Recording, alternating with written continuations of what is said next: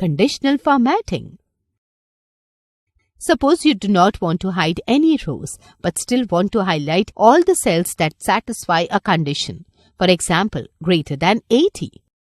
This type of formatting is known as conditional formatting in Excel. To apply conditional formatting to a series of data, follow the given steps. 1. Select the data to which formatting is to be applied. 2. Click on Conditional Formatting command. 3. Place your mouse over Highlight Cell Rules option and select the Greater Than option. 4. Enter the value. 5. Click on the OK button. This list shows various criteria like Highlight Cells Rules. This option is selected when you want to highlight all cells satisfying a given condition.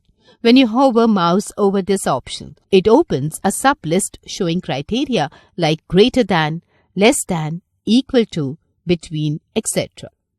Top or bottom rules. This option is selected when you want to highlight some top or bottom number of items in a data series. When you hover mouse over this option, it opens a sublist showing criteria like top 10 items, top 10%, bottom 10 items, bottom 10%, etc. Data bars. This option is selected when you want to add data bars to the cells having numeric data. When you hover mouse over this option, it opens a sublist showing bars of different types and colors that can be added to the cells.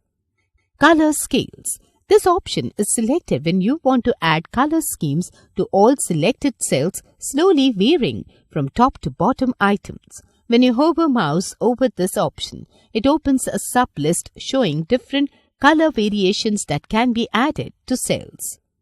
Icon sets. This option is selected when you want to add icon sets to show which cells are acceptable, which are moderate, and which need attention. The different types of icon sets that can be added are shown in the sublist that opens when the mouse is hovered over this option. The selected conditional formatting is applied to the selected cell range. You can also define your own rule for highlighting cells by selecting New Rule option from the Conditional Formatting drop-down list.